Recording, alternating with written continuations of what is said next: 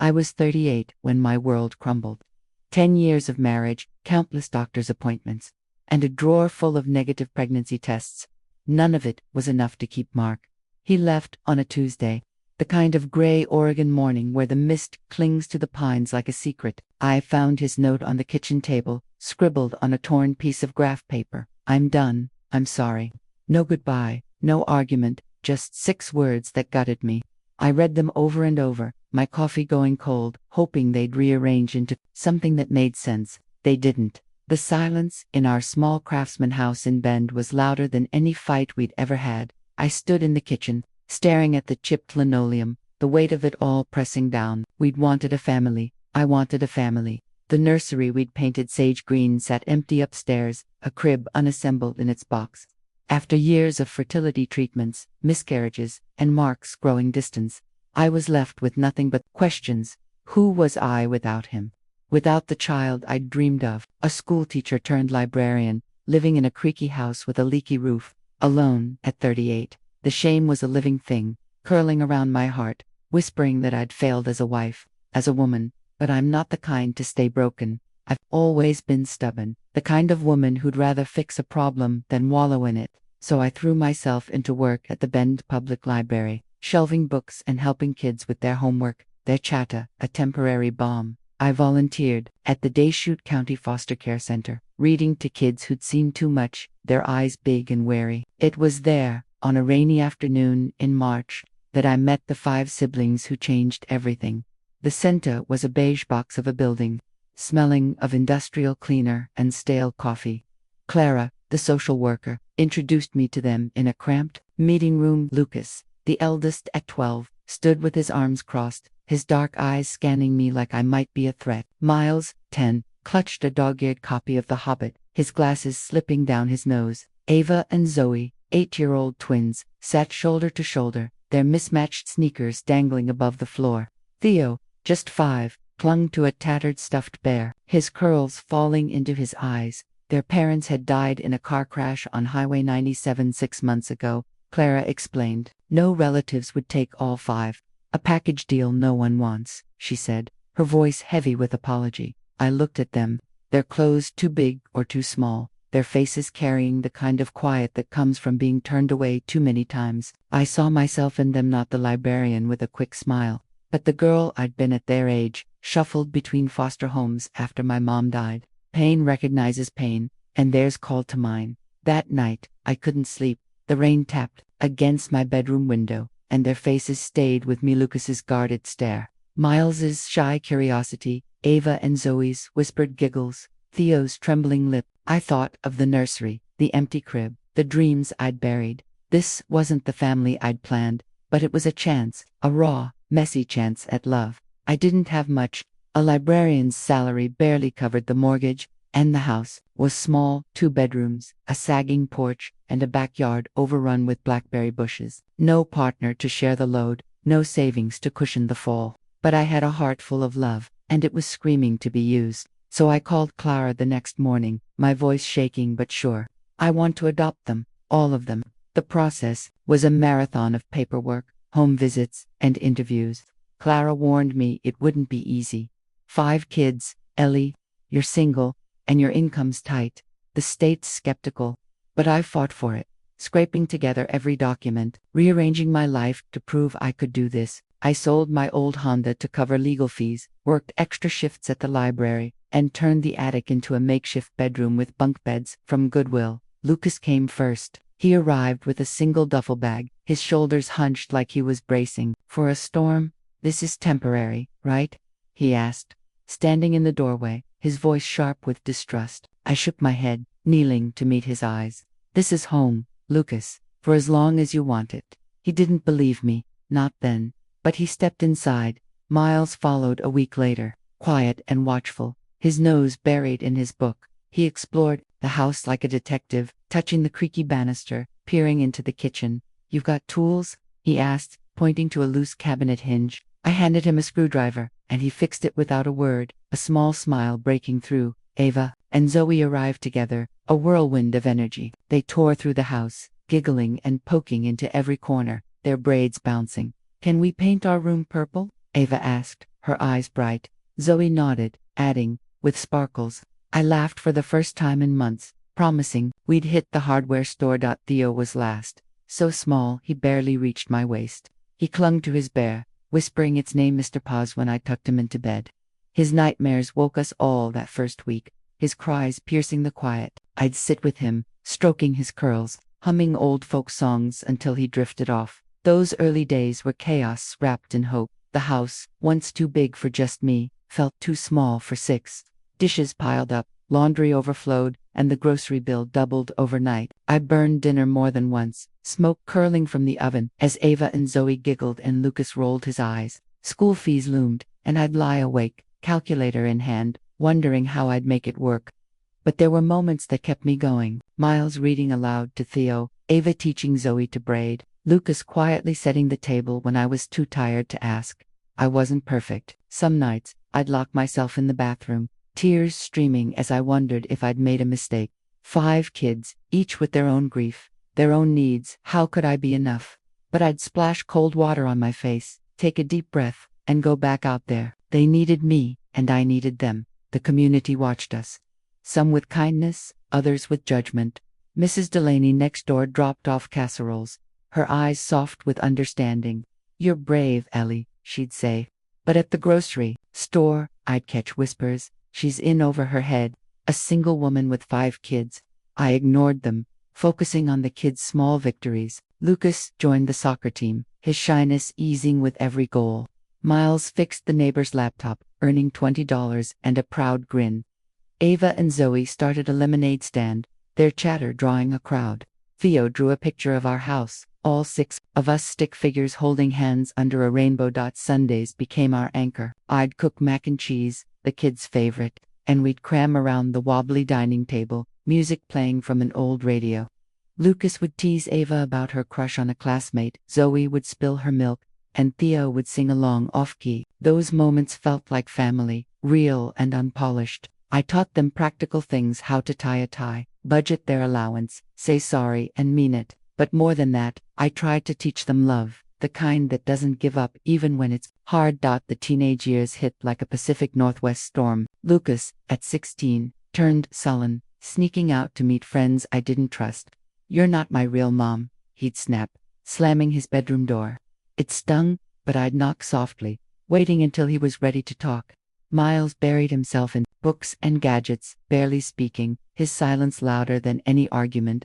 Ava and Zoe got caught skipping school, their defiance masking their fear of fitting in. Theo's anxiety worsened, his nightmares returning, and I'd find him curled up in the closet, clutching Mr. Paws. I doubted myself daily.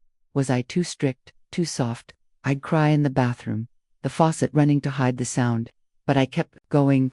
I drove Lucas to soccer practice, helped Miles build a computer from spare parts, enrolled the twins in art classes, and took Theo to a counselor who taught him breathing exercises. The community stepped up to a teacher, mentored Lucas. A librarian gave Miles old tech manuals, and Mrs. Delaney taught the twins to knit. Slowly, the storms passed. Lucas apologized one night, slipping a note under my door. "Thanks for not giving up." Miles started a tech repair side hustle, fixing phones for half of Bend. Ava and Zoe's Etsy shop, selling beaded bracelets, gained a small following.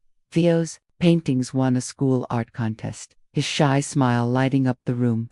They were growing, not just in height but in confidence, and I felt a quiet pride. We weren't perfect, but we were ours. The house, with its creaky floors and patched roof, held our chaos and our love. Every scuff mark, every spilled juice stain, told a story. I'd given up the dream of a normal family husband, biological kids, white picket fence, but what I'd gained was messier, louder, and infinitely better. The years slipped by like the Deschutes River, steady and quiet at first, then rushing past before I could catch my breath. Raising Lucas, Miles, Ava, Zoe, and Theo was like tending a garden in a storm. Some days, the soil held firm, others, it washed away under the weight of it all. But through the chaos, something rooted deep and grew strong. Our little craftsman house, in Bend, with its creaky floors and peeling paint, became more than a shelter. It was our anchor, a place where love took shape in the mess of spilled cereal, late-night talks, and laughter that echoed off the walls. Lucas hit 18 first, and I braced myself for him to leave. He'd been the toughest nut to crack, his teenage rebellion a wall of slammed doors and sharp words.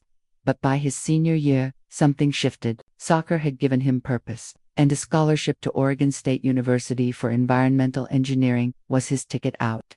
The night before he left for Corvallis, he found me in the kitchen, scrubbing dishes after dinner. The others were in the living room, arguing over a board game, their voices a familiar hum. "Ellie," he said, his voice softer than I'd ever heard it. He never called me Mom. Not like the others, but I didn't mind.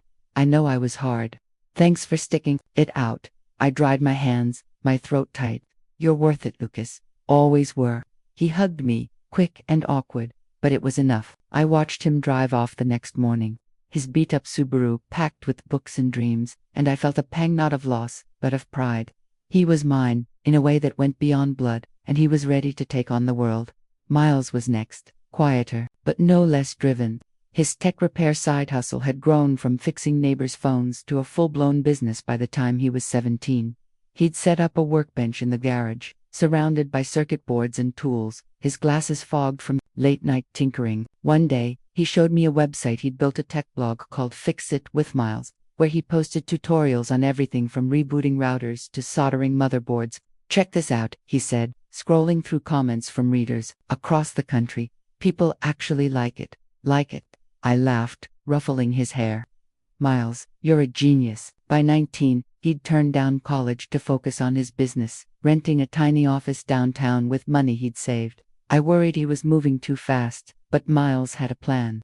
"I want to build something real, Ellie," he told me one Sunday over mac and cheese. "Something that helps people." I believed him. His quiet determination reminded me of myself, piecing together a family from scraps of hope. Ava and Zoe, the twins, were a whirlwind of creativity. Their Etsy shop, Twin Sparkle, started with beaded bracelets, but evolved into custom jewelry by their senior year. They'd spend hours in their room, beads scattered across the floor, bickering over designs but always finishing each other's sentences. At 16, they convinced a local boutique to carry their work, and by 18, their pieces were selling at craft fairs from Bend to Portland. "We're gonna be famous," Ava declared, her eyes bright as she showed me a necklace featured in a regional magazine. Zoe, always the dreamer, added, "But we're keeping it real, no big city nonsense." I smiled, watching them sort through orders at the dining table. "You're already unstoppable," I said. Their laughter filled the house, a sound I'd come to cherish like the smell of rain on pine. Theo, my baby, was the artist of the bunch. At 10, his drawings had won school contests, but by 15, his paintings were something else: vivid landscapes of the Cascades, streaked with colors that felt alive. His anxiety still lingered, but art was his refuge.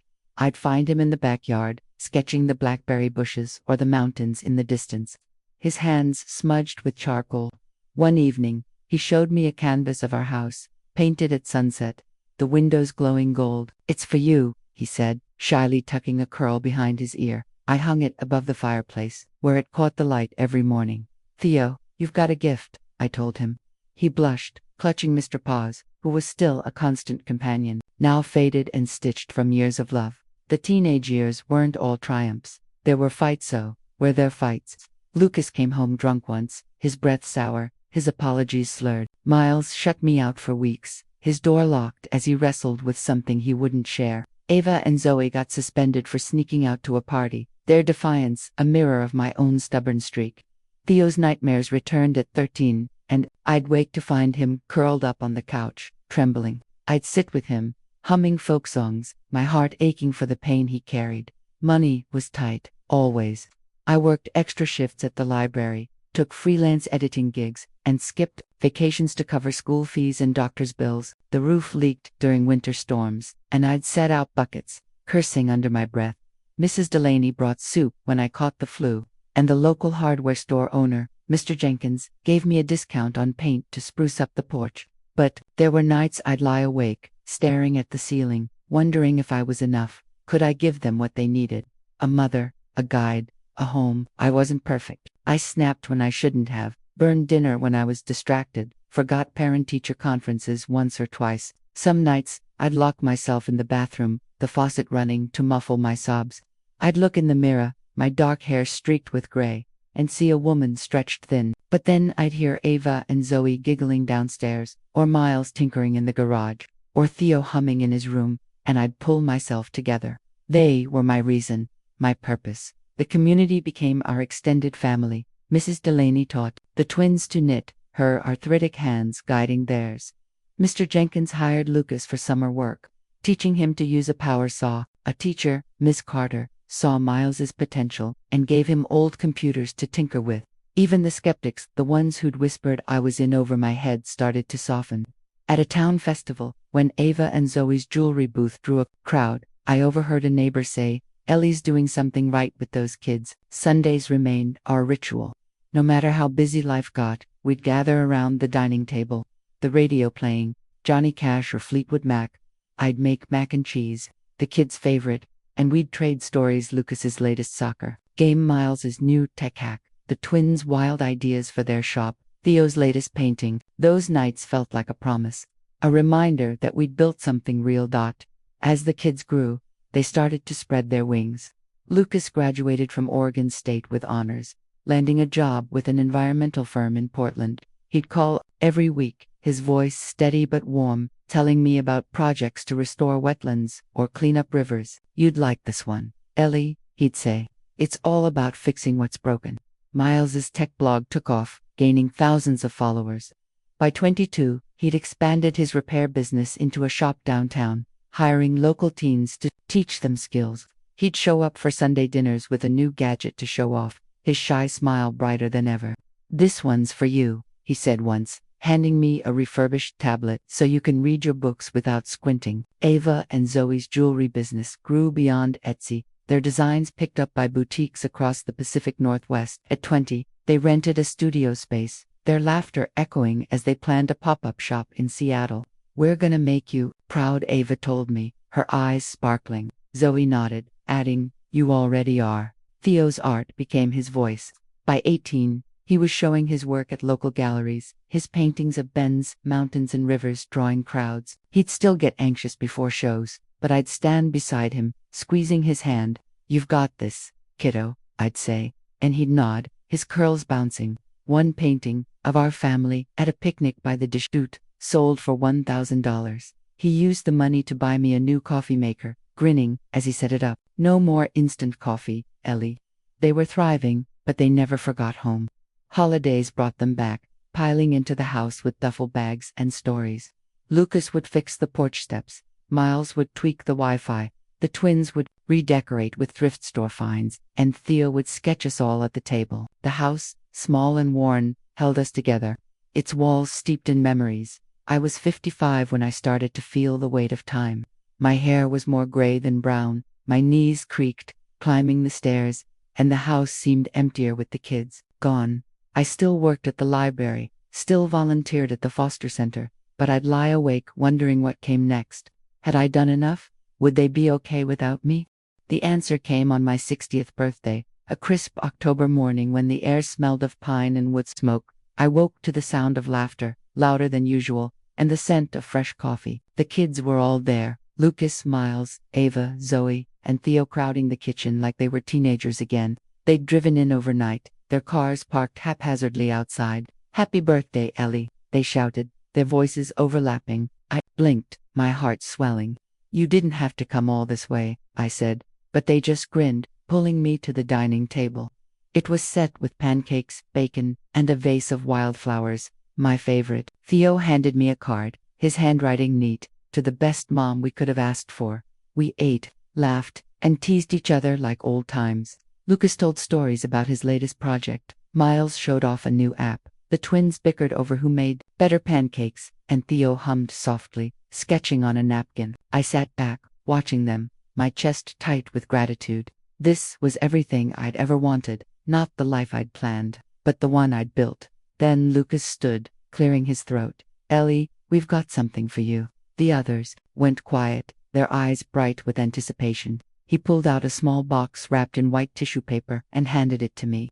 My hands trembled as I opened it, revealing a silver key tied with a red ribbon. "What's this?" I asked, my voice barely above a whisper. Miles smiled, his glasses glinting.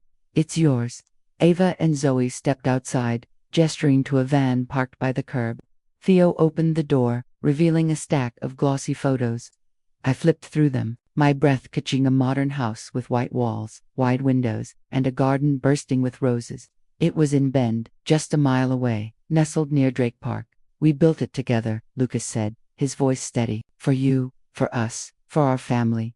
Tears blurred my vision. I couldn't speak, couldn't find words big enough for what I felt.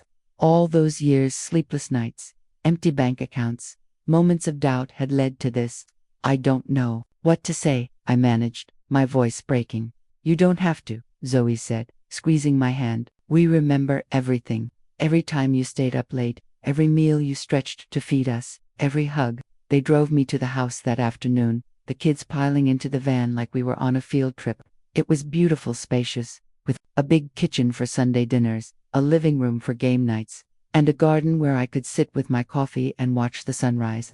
I touched the walls, half expecting them to vanish, but they were real, solid, built with love. The new house was a dream I never knew I deserved. After the chaos of my 60th birthday, when Lucas, Miles, Ava, Zoe, and Theo unveiled the silver key and photos of a modern home built just for me, I spent weeks adjusting to the reality. The house sat a mile from Drake Park, its white walls catching the Oregon sunlight, its wide windows framing views of snow-capped mountains.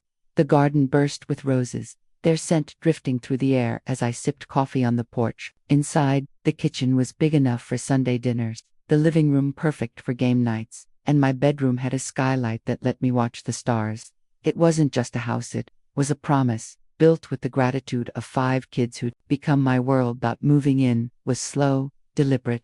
I'd touch the walls, smooth and cool, under my fingers, half convinced they'd vanish like a mirage. The kids helped, hauling boxes from the old craftsman house, their laughter filling the new space. Ava and Zoe hung fairy lights in the living room, bickering over where they looked best. Miles set up a smart thermostat, muttering about optimizing energy flow. Theo painted a mural in the hallway, a cascade of wildflowers, vibrant as his spirit.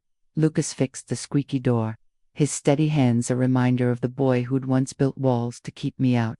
The old house, with its leaky roof and creaky floors, had held our memories.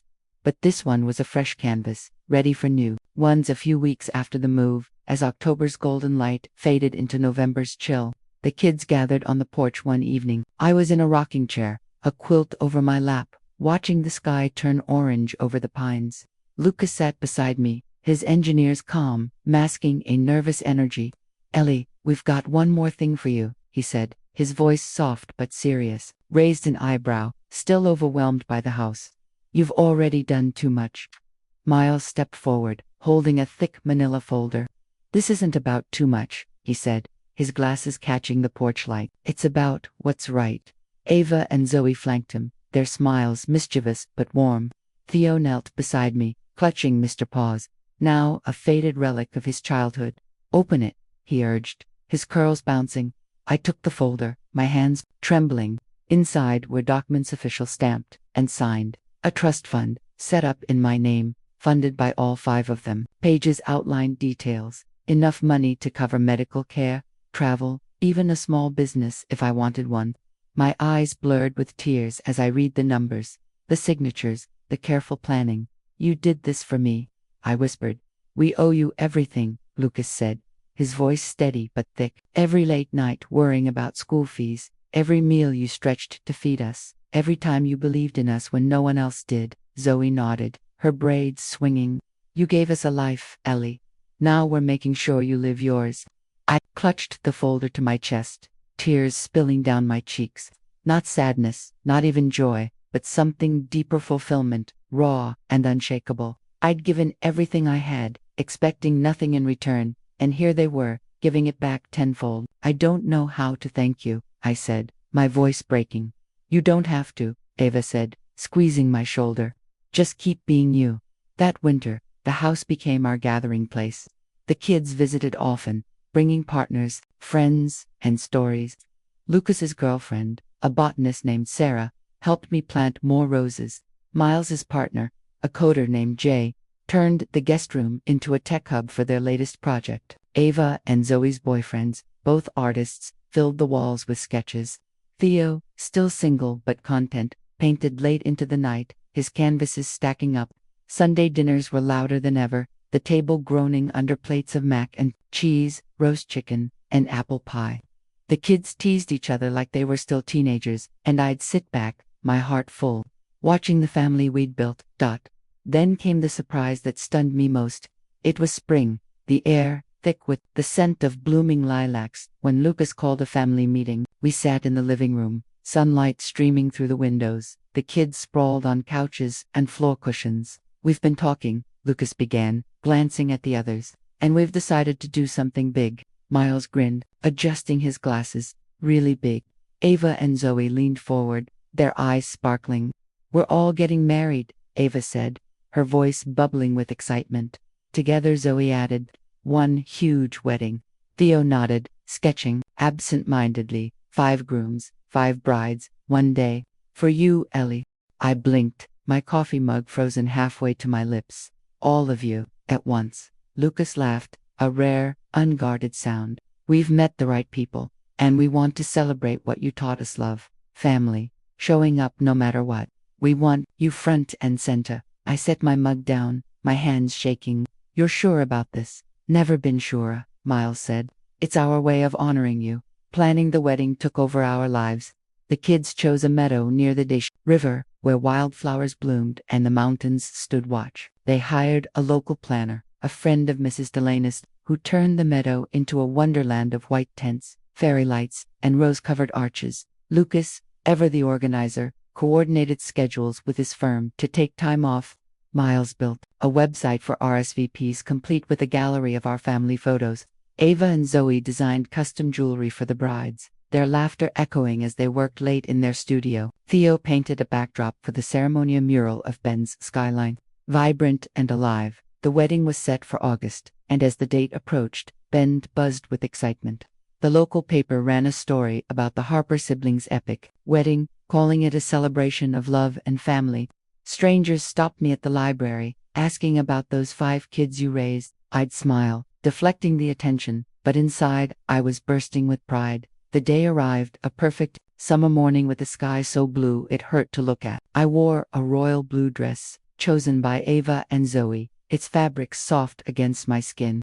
The meadow was alive with color wildflowers, white chairs, and a crowd of friends, neighbors, and colleagues. Mrs. Delaney sat in the front row, dabbing her eyes. Mr. Jenkins, now retired, gave me a thumbs up. Clara, the social worker who'd brought us together, hugged me tight. "You did this, Ellie," she whispered. The ceremony began not with the couples, but with me. The MC, a local radio host with a warm baritone, took the microphone. "Before we celebrate these 10 remarkable people," he said, "we honor the woman who made them a family.